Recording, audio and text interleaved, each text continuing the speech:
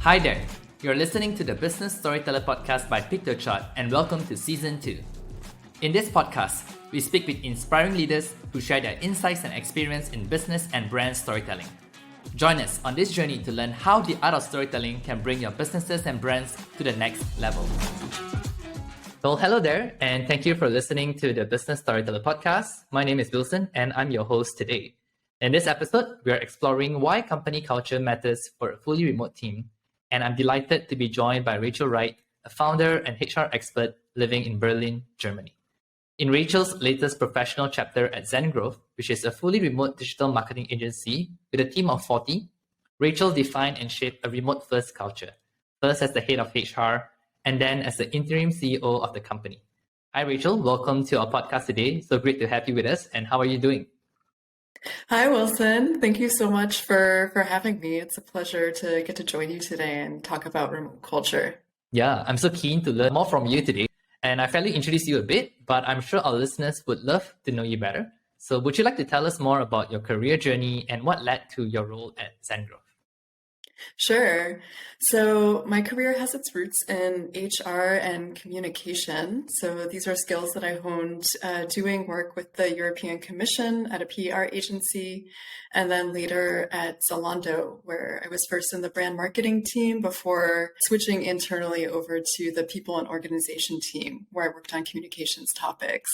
Around 2019, I decided to leave Zalando and took a year off to found my own company. So this is Celbretti UG, and we're based in Berlin here. And it's a service that delivers premium picnic, so both to teams and to individuals here in Berlin, so during the summer season.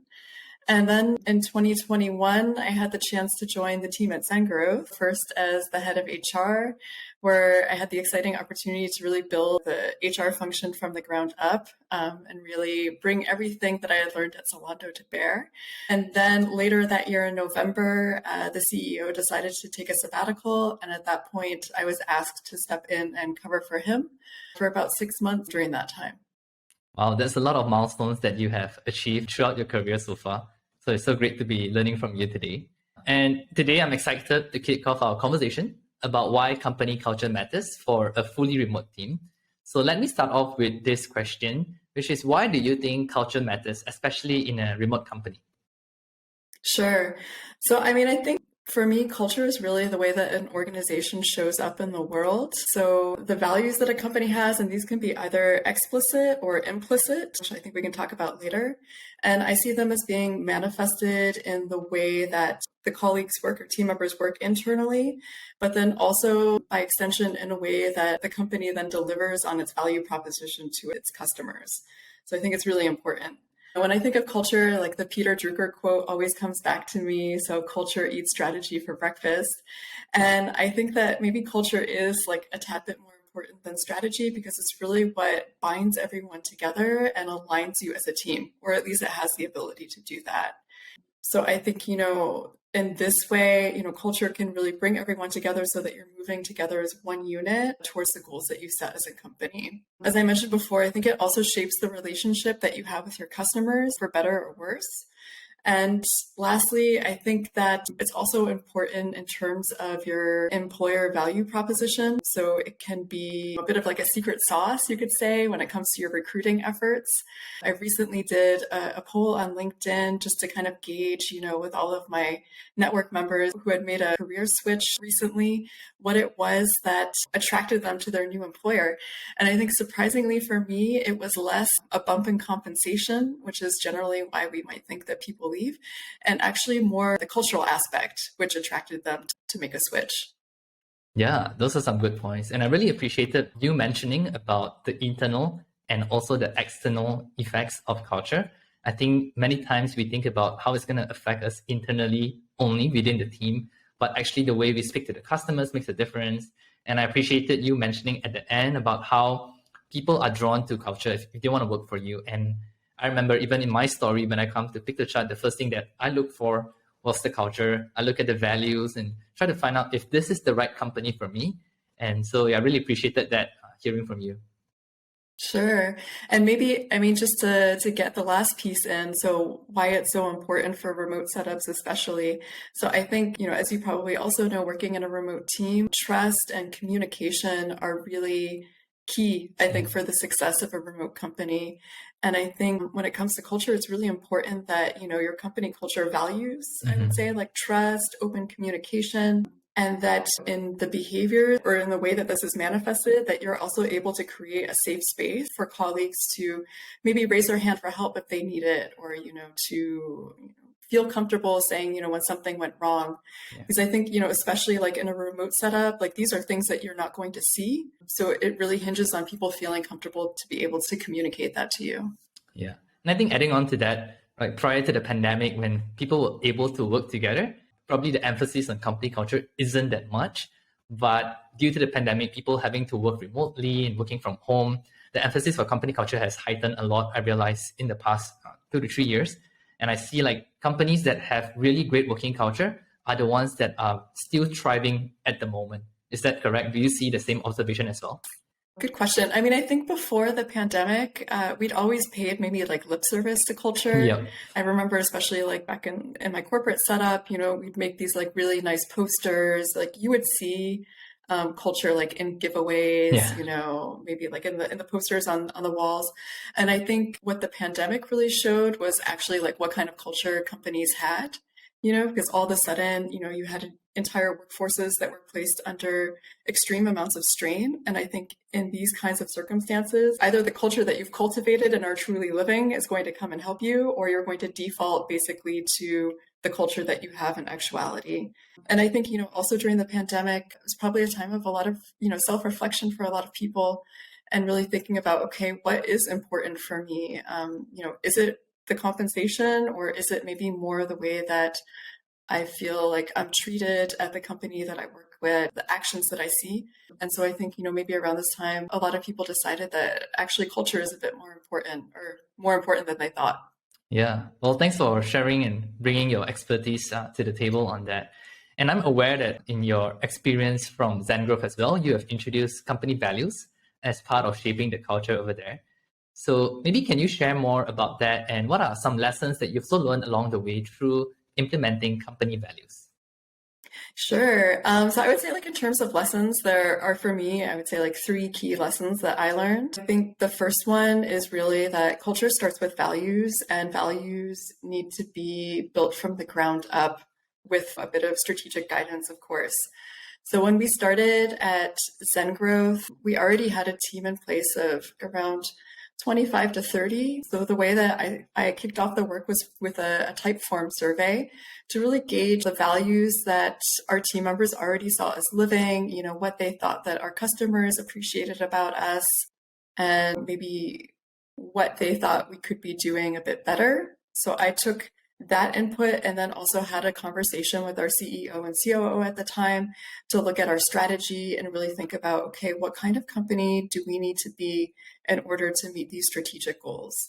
And then comparing, both the input that I got from the team as well as, the strategic goals that leadership saw, I, kind of was able to identify strengths in there. So like, okay, of course, like this teamwork and collaboration is really already starting to come through. People appreciate that. The way that we level up is also there. But maybe I think, we could be bringing a bit more honesty into this, in terms of being able to give one another feedback, for example, which hadn't been something that had shown up in the Typeform survey, for example. So I think in this way, really drawing from and asking your team for input is really important. So that would be my first lesson. The second would be, after you do have your values in place, to really use those as the basis for hiring new team members.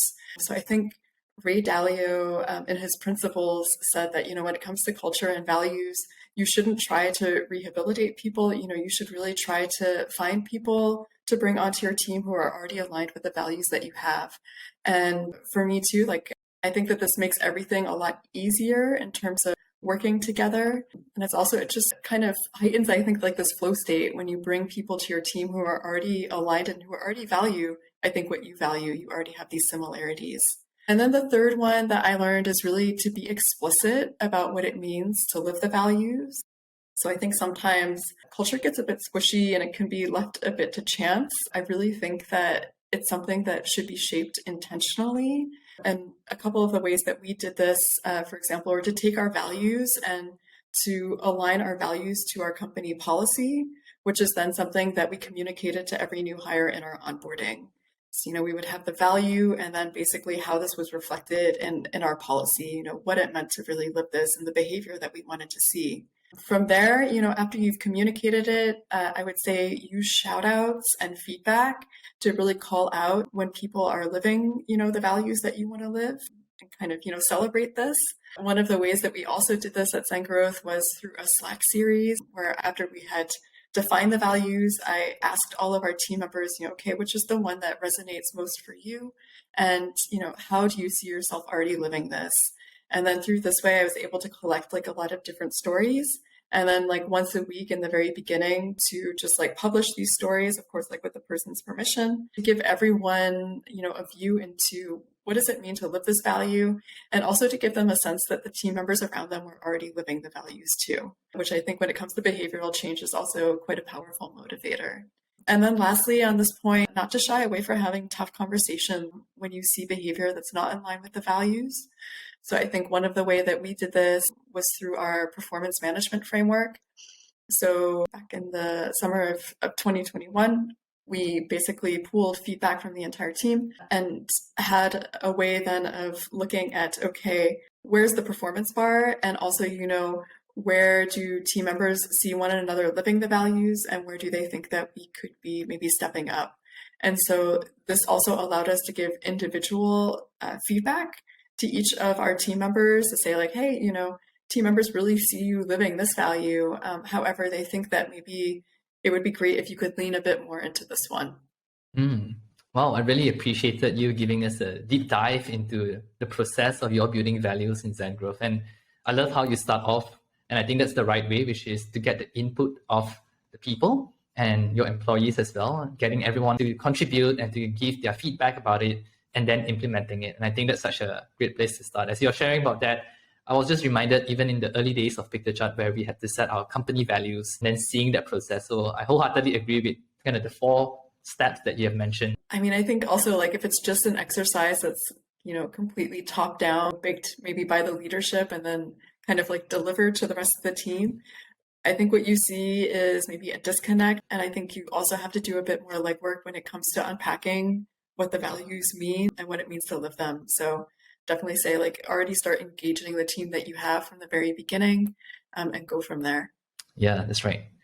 Well, we talk about like some of the benefits of culture.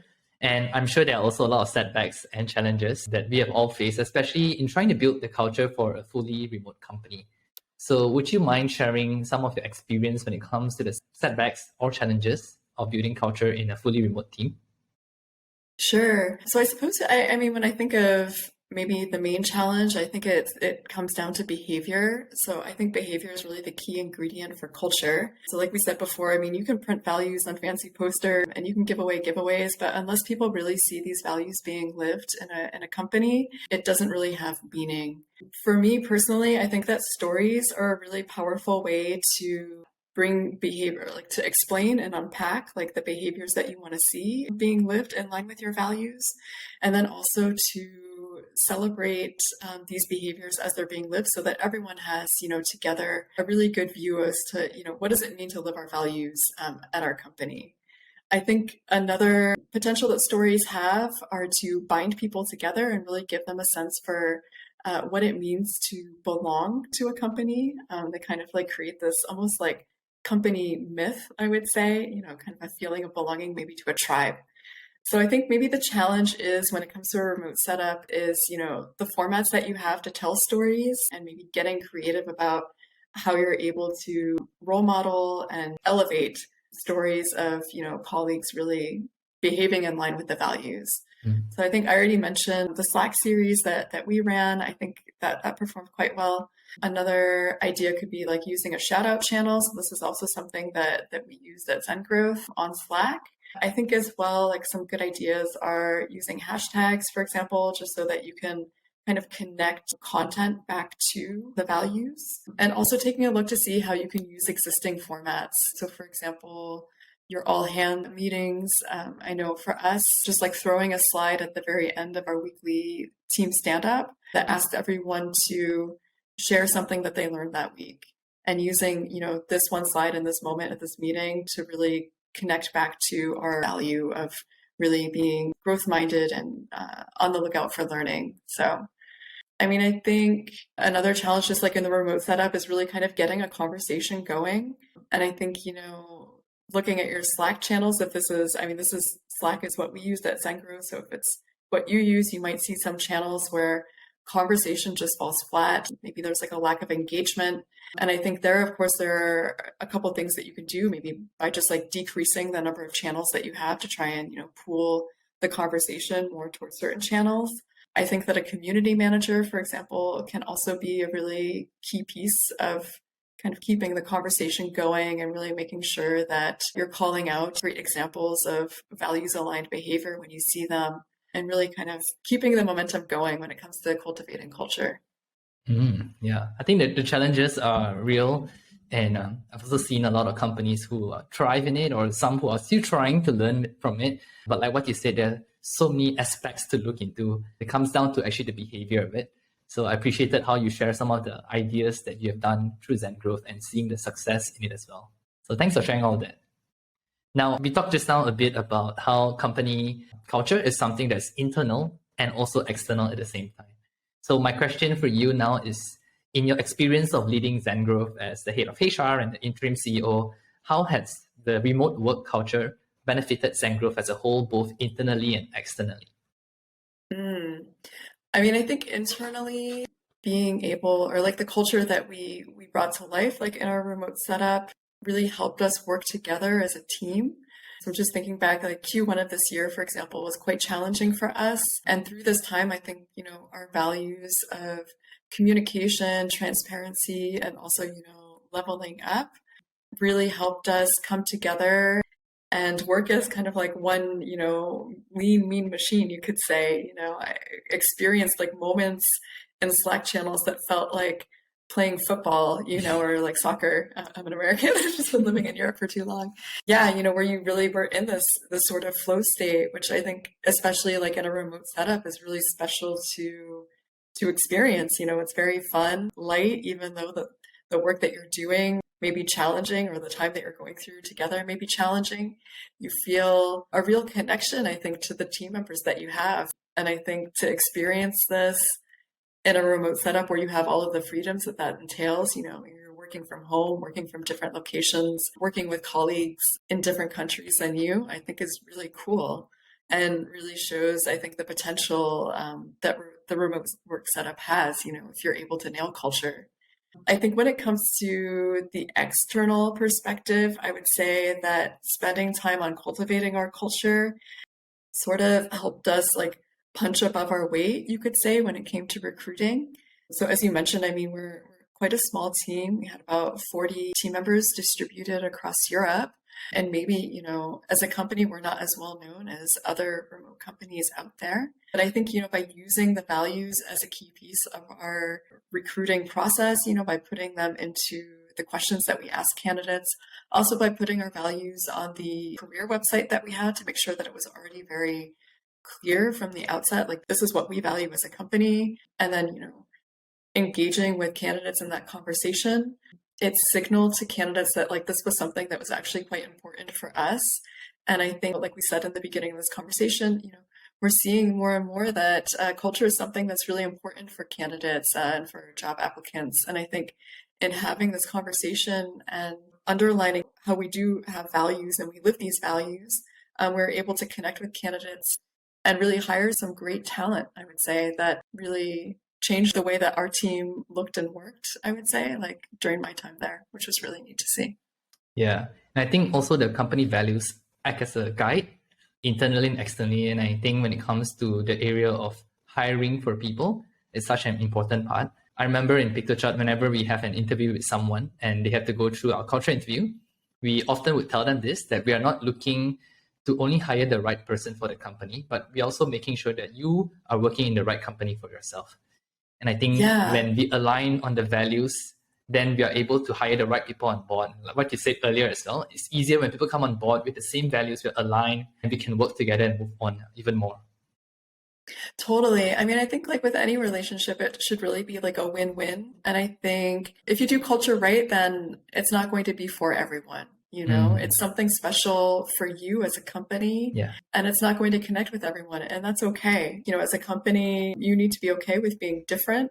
And this is what's going to really attract the right people to you, is something I believe. Yeah. And I think that's also reassuring for some of our listeners here who are aspiring business leaders to know that your culture is unique to your own company. So don't try to be anyone else, just be yourself. And I'm sure by Yeah, doing that, you are already hiring and attracting the right people to your company. totally. Yeah, I believe that.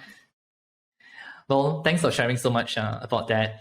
And we've talked a bit about your experience in shaping the culture of Zengrowth for like business leaders, whether they are existing or aspiring business leaders.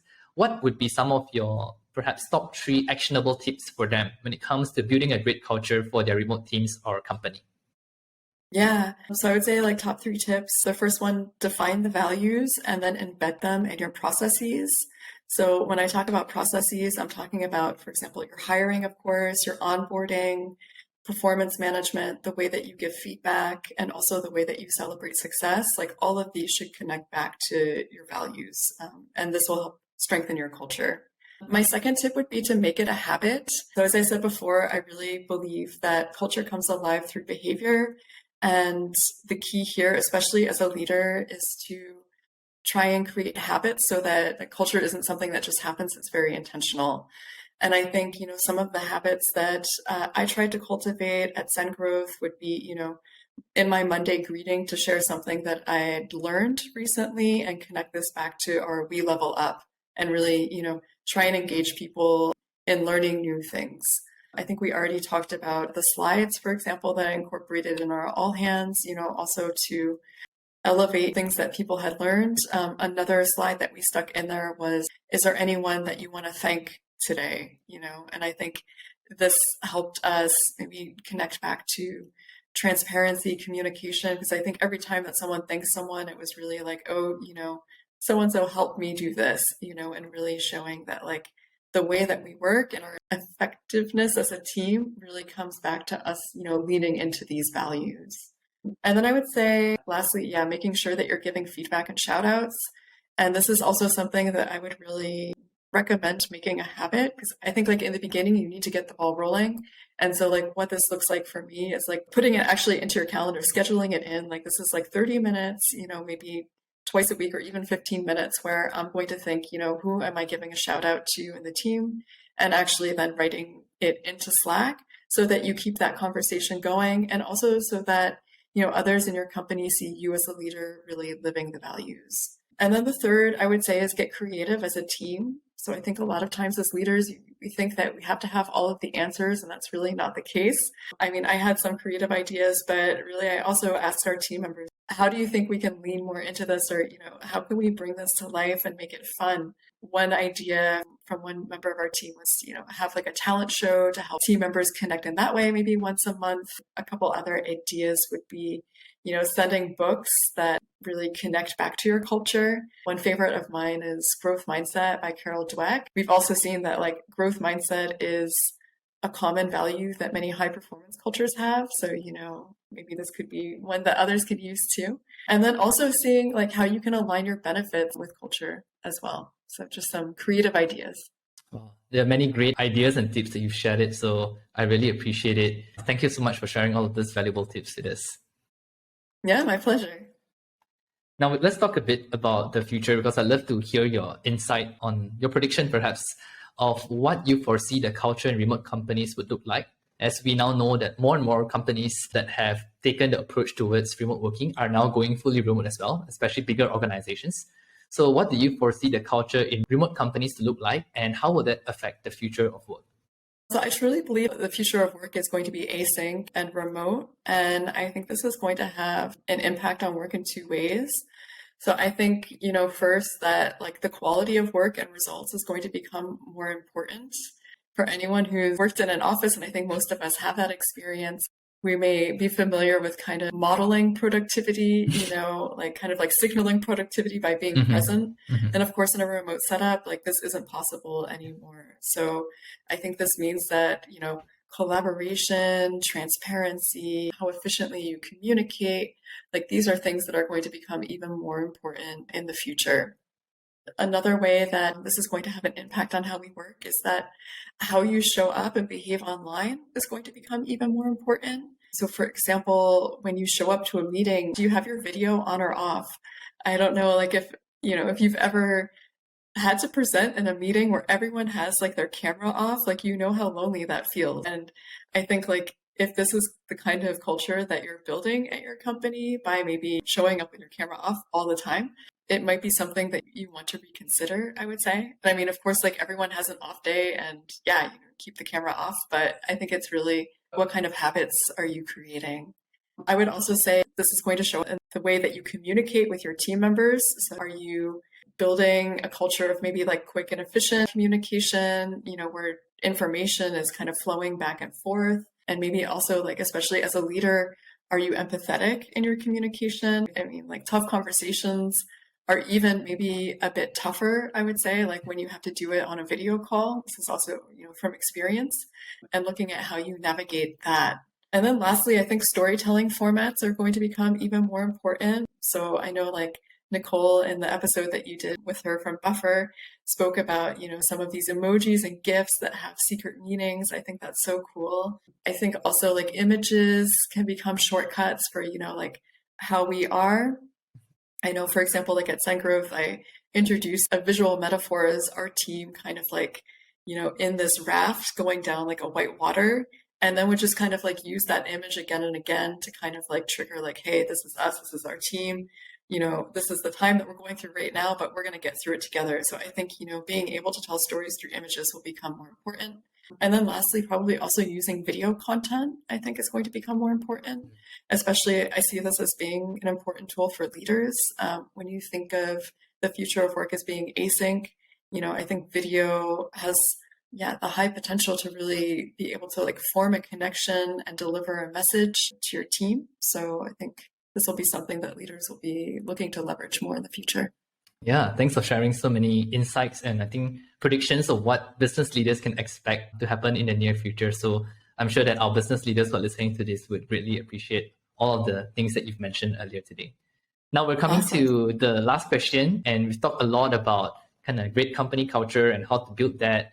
So my last question for you is this, is that what are some of your favorite examples of brands or companies out there that you think are doing really well and successfully at building a great culture for their remote teams? Yeah, sure. I mean, I think we talk a lot about maybe the usual suspects, those companies that have been working remote for a bit longer. So of course, you know, like Envision, Buffer, Zapier, like all have like really great remote cultures, I would say. Maybe just like a couple examples from lesser known companies. So for example, Help Scout, I think like one of the interesting ways that they're building a great remote culture would be with they're called like Friday Fikas, which I think is like a Swedish word for a snack, where they basically like pair people within the team randomly with one another for like a short coffee break. And I think if this is something that you're looking to do maybe in your company, Hopin is a really great way to do it. So it's just like this app that allows you to randomly pair people and set them up with like a meeting that you define. So I think that's pretty neat. And I think that Donut is also another way that you could do it just like over Slack. Localize, they also, this is where this like talent show idea came from, which I found like really cool. So like looking to create like a talent show once a month where everyone can come in maybe with like a skill or, you know, something to share that you might not see in their LinkedIn, and using this as a way to really connect people. And what I also like about this format is that I think it's very inclusive, for example. So like it doesn't really need to be connected to alcohol, which I think is like something that traditionally companies have used to bond or connect with. And I think it's also a format that you could do maybe like in the middle of the day for colleagues who maybe have families or are working or aren't available in the evenings. So those are a couple that I like. Yeah, I really appreciate some of the brands that you mentioned. I think when it comes to remote working, there's so many great companies to look out for. So I appreciate you also mentioning other brands that are not the usual suspects. Yeah. Well, thank you so much for sharing so many valuable and helpful insights with us today, Rachel. I truly have enjoyed learning more from you as well when it comes to the importance of building a company culture and why it matters for remote team companies. So thank you for coming on our show. Yeah, thank you so much for having me. It's been a lot of fun. And now, as a wrap up to this episode, I'd love to ask you some fun questions. These are questions that I usually ask our guests to help our listeners learn more about what inspires you. So are you ready for this? Yes, I came prepared. All right. So my first question for you is this. What is your favorite movie? Yeah, I had to think about this, but I think it's The Big Lebowski. So it's one that I always come back to whenever I need a laugh. I think it's a classic, but if you haven't seen it, then I would really recommend it. Yeah, I've heard about it, but I haven't seen it. So now that you've recommended it, I should. It's a lot of fun. Yeah, I think it also has a really great soundtrack. So okay, nice. And what about your favorite book? Yeah, so at the moment, I'm really into Ocean Vuong. He's an American poet, so originally from Vietnam. And I really love his book, On Earth We're Briefly Gorgeous. He grew up in the same area that I'm from, so Connecticut in the United States. And it's really neat to see, his descriptions of this place come across in his poetry. So I really like that. Nice. Thanks for sharing that. And my final question for you is this. If you're not doing what you're doing today, what will you be doing? Yeah, I think, if I wasn't doing what I'm doing now, in another lifetime, I would really like to be a host or a manager of one of these alpine mountain huts in the Alps. I think it would be so cool to get to, cook the challenge of trying to cook something really tasty for the hikers every day. And also to be able to see the sunrise and sunset in the mountains. I think that would be really cool. Wow, sounds like a challenging, but also a really nice, nice job to have. Yeah. Well, that was fun. And I trust that through this few fun questions, our listeners have also enjoyed knowing you better and what inspires you. So before we conclude, for our listeners who love to reach you or stay connected with you, how can they do that, Rachel? Yeah, sure. So they can get in touch with me at my website. So it's the Wright site. So that's and then Wright, my last name, and then .site. And of course on LinkedIn, I'm quite active there. So always happy to connect with new people. That's awesome. Well, Rachel, once again, thank you for coming to our episode of the Business Storyteller podcast. And thanks for being here and spending your time with us. So this is all we have for today. And till the next one. Thank you. Thank you. Bye.